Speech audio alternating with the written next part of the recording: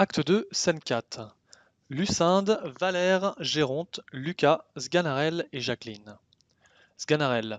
Est-ce là la malade? Géronte. Oui, je n'ai qu'elle de fille. Et j'aurais tous les regrets du monde si elle venait à mourir. Sganarelle. Qu'elle s'en garde bien. Il ne faut pas qu'elle meure sans l'ordonnance du médecin. Géronte. Allons, un siège. Sganarelle. Voilà une malade qui n'est pas tant dégoûtante, et je tiens qu'un homme bien sain s'en accommoderait aussi. Géronte. Vous l'avez fait rire, monsieur. Sganarelle. Tant mieux. Lorsque le médecin fait rire le malade, c'est le meilleur signe du monde. Eh bien, de quoi est-il question? Qu'avez-vous? Quel est le mal que vous sentez? Lucinde répond par signe, en portant sa main à sa bouche, à sa tête et sous son menton. Ah, hi, hum, ah. Sganarelle. Eh, que dites-vous?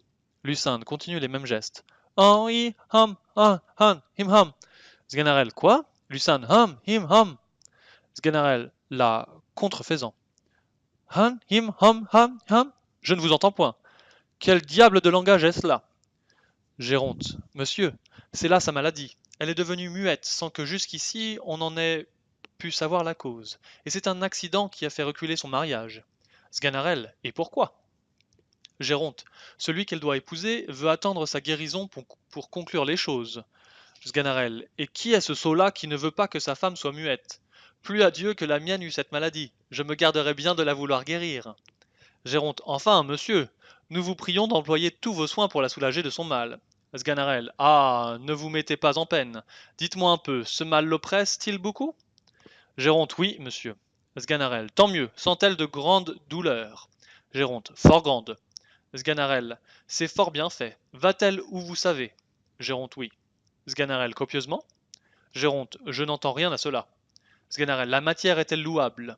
Géronte. Je ne me connais pas à ces choses. Sganarelle se tournant vers la malade. Donnez-moi votre bras. Voilà un pouls qui marque que votre fille est muette. Géronte. Eh oui, monsieur, c'est là son mal. Vous l'avez trouvé tout du premier coup. Sganarelle. Ah ah! Jacqueline, voyez comme il a deviné sa maladie. Sganarelle. Nous autres grands médecins, nous connaissons d'abord les choses. Un ignorant aurait été embarrassé et vous eût dit ceci, cela, mais moi, je touche au but du premier coup, et je vous apprends que votre fille est muette. Géronte. Oui, mais je voudrais bien que vous me puissiez dire d'où cela vient.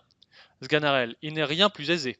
Cela vient de ce qu'elle a perdu la parole. Géronte. Fort bien, mais la cause, s'il vous plaît, qui fait qu'elle a perdu la parole? Sganarelle. Tous nos meilleurs auteurs vous diront que c'est l'empêchement de l'action de sa langue. Géronte. Mais encore, vos sentiments sur cet empêchement de l'action de sa langue. Sganarelle. Aristote, là-dessus, dit de fort belles choses. Géronte. Je le crois. Sganarelle. Ah, c'était un grand homme. Géronte. Sans doute. Sganarelle, levant son bras depuis le coude. Grand homme tout à fait, un homme qui était plus grand que moi de tout cela.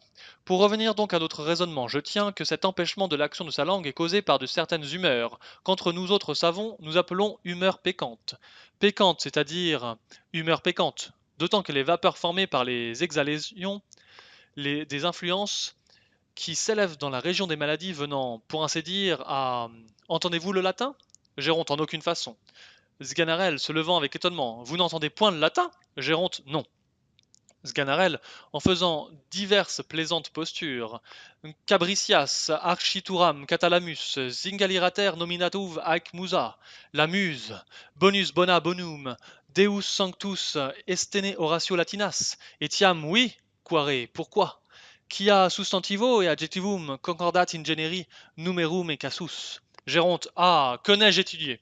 Jacqueline, l'habile homme que veut-là. Lucas, oui, ça est si bio que j'y entends goutte. Sganarelle. Or, ces vapeurs dont je vous parle, venant à passer du côté gauche, où est le foie, au côté droit, où est le cœur, il se trouve que le poumon, que nous appelons en latin armian, ayant communication avec le cerveau, que nous nommons en grec nasmus, par le moyen de la veine, cave, que nous appelons en hébreu cubile, rencontre en son chemin les dix vapeurs, qui remplissent les ventricules de l'omoplate, et parce que les dites vapeurs, comprenez bien ce raisonnement, je vous prie, et parce que les dites vapeurs ont une certaine malignité. Écoutez bien ceci, je vous conjure, Géronte, oui, Sganarelle, ont une certaine malignité qui est causée. Soyez attentif, s'il vous plaît. Géronte, je le suis. Sganarelle, qui est causée par l'âcreté des humeurs engendrées dans la concavité du diaphragme. Il arrive que ces vapeurs, ossa bandus necies necer potarinum, quipsa milus, voilà justement ce qui fait que votre fille est muette. Jacqueline, ah, Que ça est bien dit, notre homme. Lucas, que n'ai-je la langue aussi bien pendue? Géronte, on ne peut pas mieux raisonner sans doute. Il n'y a qu'une seule chose qui m'a choqué, c'est l'endroit du foie et du cœur. Il me semble que vous les placez autrement qu'ils ne sont, que le cœur est du côté gauche et le foie du côté droit. Sganarelle, oui, cela était autrefois ainsi. Mais nous avons changé tout cela, et nous faisons maintenant la médecine d'une méthode toute nouvelle. Géronte, c'est ce que je ne savais pas, et je vous demande pardon de mon ignorance. Sganarelle, il n'y a point de mal, et vous n'êtes pas obligé d'être aussi habile que nous. Géronte, assurément. Mais, monsieur, que croyez-vous qu'il faille faire à cette maladie? Sganarelle, ce que je crois qu'il faille faire? Géronte, oui. Sganarelle, mon avis est qu'on la remette sur son lit, et qu'on lui fasse prendre pour remède quantité de pain trempé dans du vin. Géronte, pourquoi cela, monsieur? Sganarelle, parce qu'il y a dans le vin et le pain mêlés ensemble une vertu sympathique qui fait parler. Ne voyez-vous pas bien qu'on ne donne autre chose aux perroquets et qu'ils apprennent à parler en mangeant de cela? Géronte, cela est vrai. Ah, le grand homme, vite quantité de pain et de vin. Sganarelle, je reviendrai voir sur le soir en quel état elle sera. À la nourrice, doucement vous. Monsieur, voilà une nourrice à laquelle il faut que je fasse quelques petits remèdes. Jacqueline, qui? Moi? Je me porte le mieux du monde. Sganarelle, tant pis. Nourrice, tant pis. Cette grande santé est à craindre, et il ne sera mauvais de vous faire quelques petites saignées amiables, de vous donner quelques petits clistères dulcifiants. Géronte, mais, monsieur, voilà une mode que je ne comprends point. Pourquoi s'aller faire saigner quand on n'a point de maladie? Sganarelle, il n'importe, la mode en est salutaire, et comme on boit pour la soif à venir, il faut se faire aussi saigner pour la maladie à venir. Jacqueline, en se retirant. Ma fille, je me moque de ça, et je ne veux point faire de mon corps une boutique d'apothicaire. Sganarelle, vous êtes rétive aux remèdes, mais nous saurons vous soumettre à la raison. Parlant à Géronte, je vous donne le bonjour. Géronte, attendez un peu, s'il vous plaît. Sganarelle, que voulez-vous faire? Géronte, vous donnez de l'argent, monsieur.